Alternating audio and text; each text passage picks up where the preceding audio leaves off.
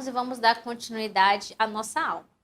Agora, nós vamos falar sobre um assunto bem rapidinho aqui na videoaula, mas no nosso PDF tem muito mais coisa, tá?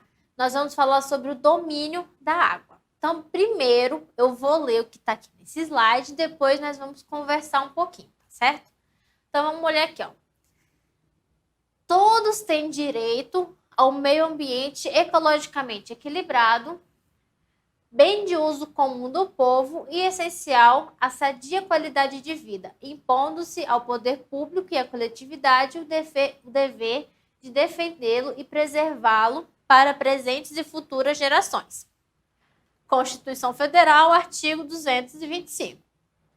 São bens da União os lagos, rios e quaisquer correntes de água em terrenos de seu domínio, ou que banhem mais de um estado, sirvam de limites com outros países ou se estendem a territórios estrangeiros.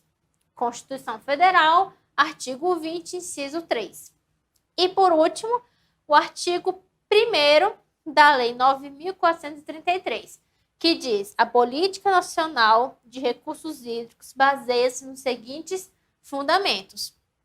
E aí o fundamento que eu quero destacar é: a água é um bem de domínio público. Por que que eu li esses trechos? Para você ver que tanto na Constituição Federal como na Política Nacional de Recursos Hídricos, fala-se muito de domínio da água. Quando nós falamos de domínio, nós temos a ideia de posse. Então, se eu falar assim que eu tenho um domínio desta caneta, significa que esta caneta é minha. Então, eu tenho um domínio dessa caneta. Eu vou dizer se eu empresto para fulano, se eu não vou emprestar. Eu tenho um domínio disso daqui. Agora, quando a Constituição fala que são de domínio, são bens da União, são bens constituídos da União, os lagos, os rios ou qualquer corrente de água, não está dizendo que a União, o poder público, é dono da água. Porque a água é um bem de domínio público, ou seja, todos têm direito ao acesso à água. Só que alguém precisa cuidar, gerenciar, preservar esta água. E quem é que faz esse cuidado? É a União. Quando ele fala que são bens da União, significa que a União vai fazer iniciativas, ela vai cuidar, vai preservar para que não seja prejudicado o meio ambiente e preservar a água para as futuras e presentes gerações. Então, é competência da União garantir que a água que você utiliza hoje seja uma água de qualidade e garantir que as próximas gerações, ou seja, os seus netos, seus filhos, seus bisnetos e as próximas gerações tenham acesso à água da mesma qualidade que você tem hoje. Além de garantir um ambiente ecologicamente equilibrado. Ou seja, lembra do ciclo hidrológico, o ciclo natural da água? É tudo muito bonito, até o homem interferir. Então, na hora que o homem interfere no ciclo da natureza, no ciclo natural da água, nós temos consequências. Então, o governo, a União tem o direito, tem esse domínio da água para dizer assim, olha, a água é de bem de todo mundo, todos podem usar, utilizar, mas eu vou tomar os devidos cuidados para que você, sua família, tenham acesso à água de qualidade e aquela água que você dispensa, ou aquela água que você descarta, que é a água do esgoto, ela não chegue à natureza de forma que prejudique o meio ambiente, prejudique o ciclo da ecologia, prejudique a vida na natureza. Então, o governo vai cuidar dessa água nesse sentido. A água, ela é um bem público. Você não precisa pedir autorização para ninguém para utilizar. Até aí, né? Como a União ela tem esse cuidado, esse domínio de cuidar da água, ela vai ter algumas regrinhas que nós vamos ver dentro da Política Nacional de Recursos Hídricos e dentro da Política de Recursos Hídricos do Distrito Federal.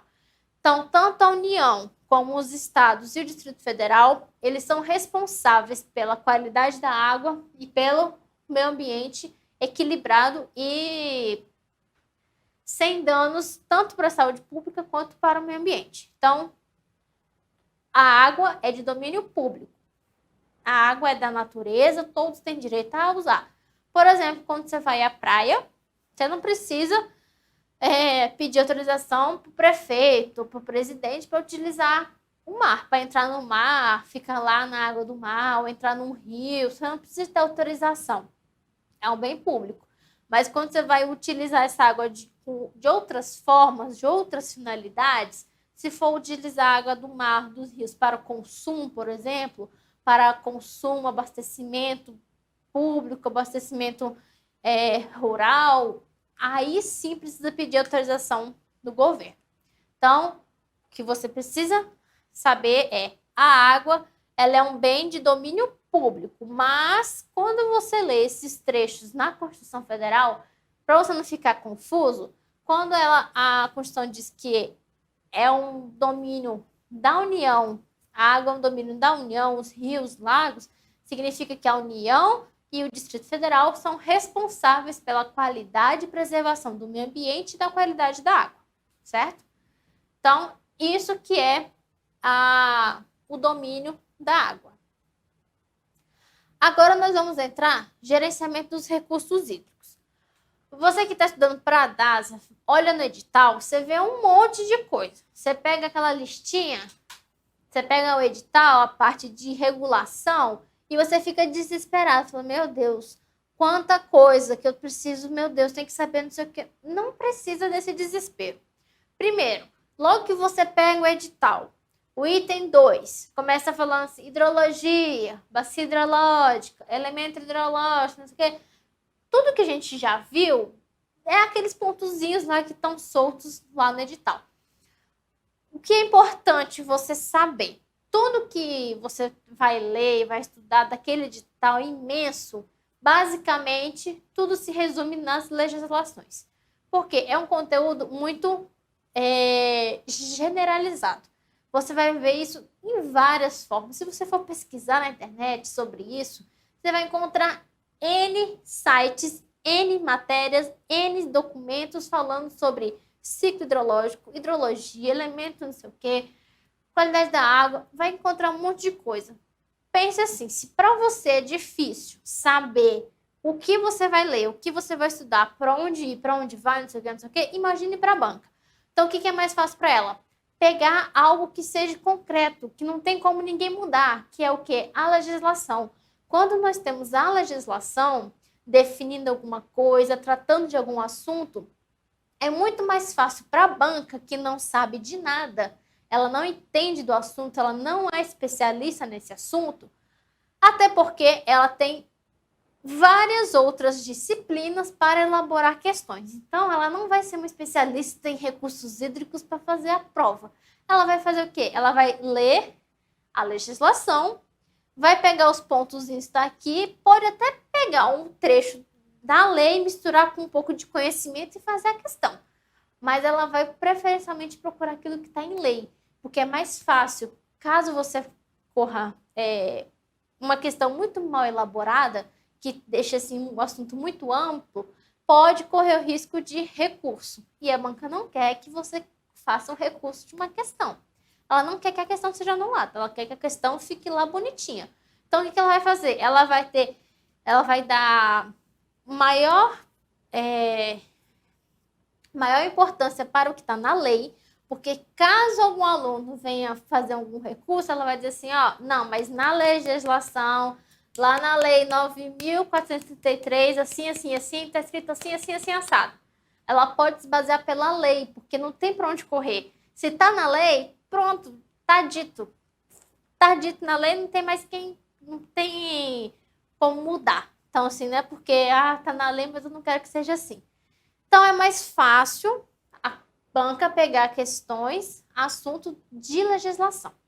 Então, nós vamos ver aqui. Essa legislação, ela é nacional, ou seja, ela abrange todo o território brasileiro. Então, ela tem validade em todo o território brasileiro. Ela tem validade em Brasília, Santa Catarina, Pernambuco, Amazonas, Rondônia, Roraima, Paraná, todos os estados brasileiros, essa lei tem abrangência, porque ela é uma lei nacional. Então, o que eu vou fazer? Não vou trazer a lei inteira para você, não vou trazer aqui vários trechos e ficar lendo, não vou fazer isso. Para isso, você tem a nossa aula em PDF. A nossa aula em PDF está toda descritinha, toda detalhada, com todos os detalhes importantes. Tudo que você precisa saber da lei está no PDF. O que eu vou fazer aqui? Eu vou te dizer quais são os pontos da lei que você precisa dar mais atenção. Porque, além da leitura do PDF, você precisa ler a legislação seca. Então, para não ficar assim, é muita legislação, não sei o que eu vou dar importância, qual é o ponto mais importante, eu vou dizer o que é mais importante na legislação.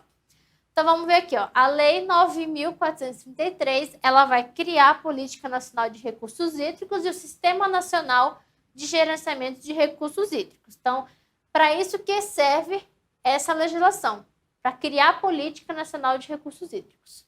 Aqui eu trouxe os fundamentos. Os fundamentos dessa lei, os fundamentos são aquilo que são a base da lei, de onde se basearam essa legislação. Qual é o fundamento? Pense numa casa, o fundamento da casa. A primeira coisa que faz são fundamentos, pilares, aquilo que vai sustentar a casa.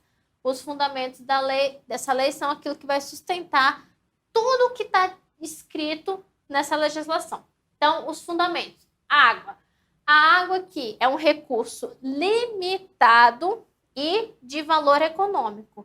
Então, a água é um recurso limitado. Ou seja, pode acabar? Teoricamente, pode acabar. A água do planeta Terra não vai acabar. A mesma quantidade que tinha antes dos portugueses chegarem ao Brasil é a mesma que tem hoje. A quantidade de água é a mesma.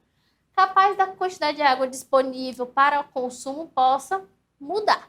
Mas a legislação vai dizer que a água é um recurso limitado e que possui valor econômico. A água possui um valor econômico. Em situação de escassez, a prioridade do uso da água será para a matar sede, vamos colocar assim, matar a sede de animais, desdentação, não sei nem falar essa palavra, matar a sede de animais e consumo humano.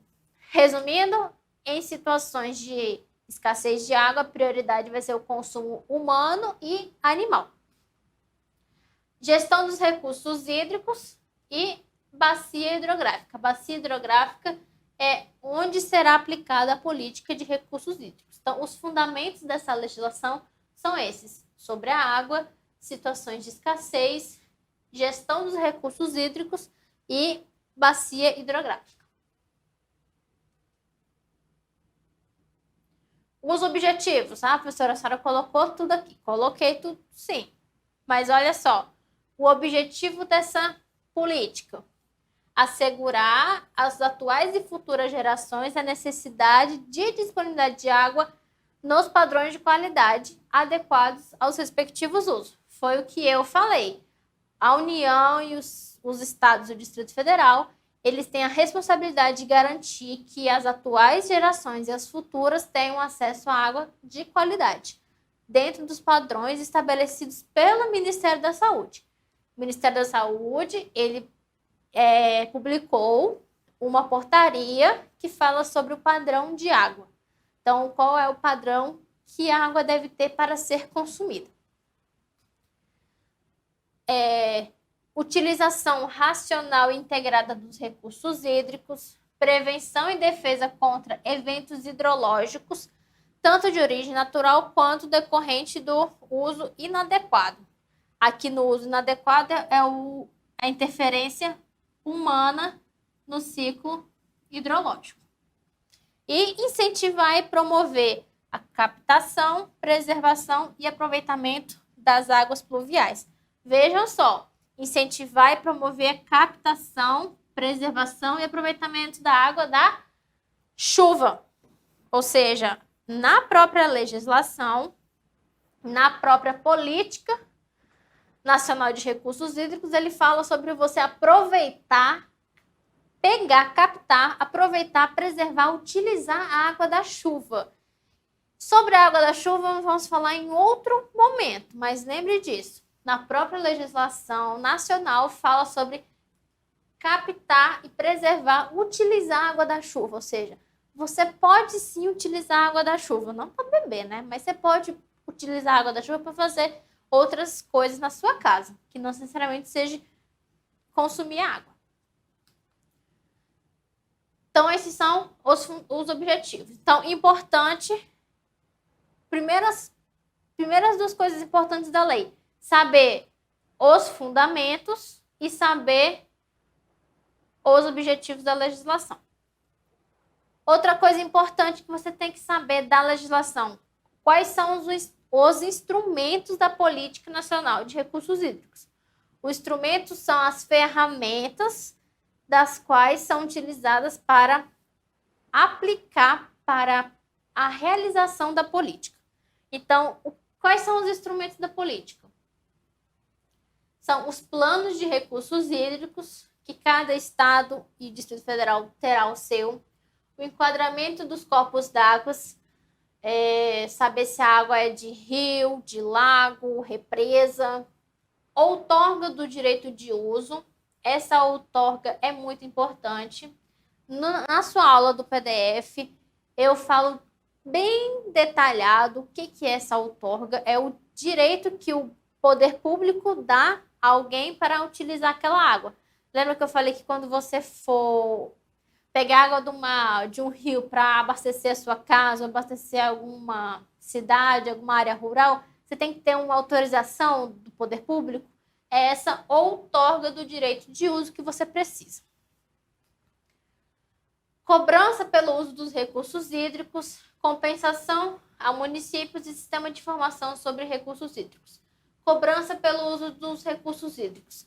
Sim, você é cobrado pelo aquilo que você usa. Apesar de ser de domínio público, apesar da água ser pública, você paga por aquilo que você usa. Mas por que você paga?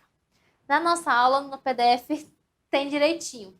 Mas por quê? A cobrança pelos recursos hídricos vai fazer com que a população tenha consciência em economizar água, não ficar desperdiçando água e ver a água como algo econômico. Lembra que no início falei que a água ela é um recurso limitado e possui valor econômico? Então, quando temos essa cobrança pelo uso dos recursos hídricos, é basicamente isso. O poder público está falando assim, ó, é o seguinte: você pode usar quanto você quiser, só que você vai pagar.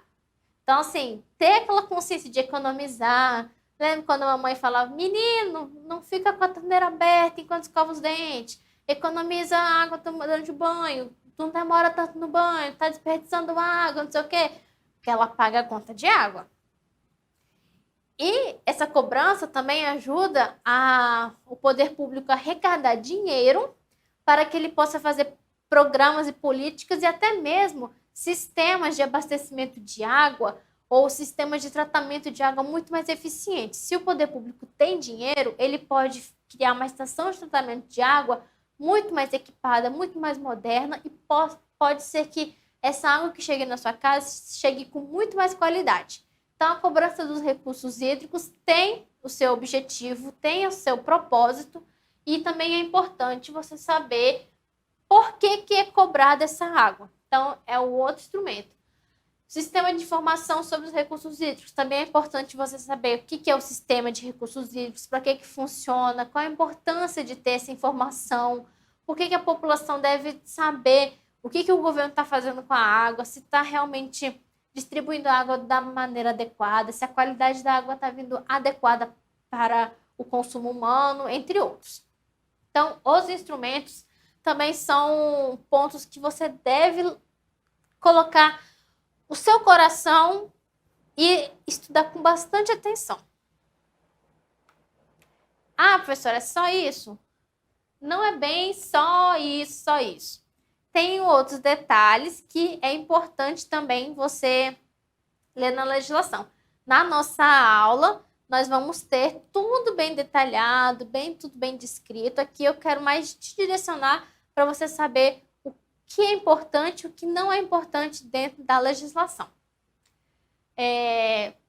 Vamos dar um intervalinho e aí na volta nós entramos na lei do Distrito Federal, dos recursos do Distrito Federal, para não ficar cortado e depois partimos para os exercícios.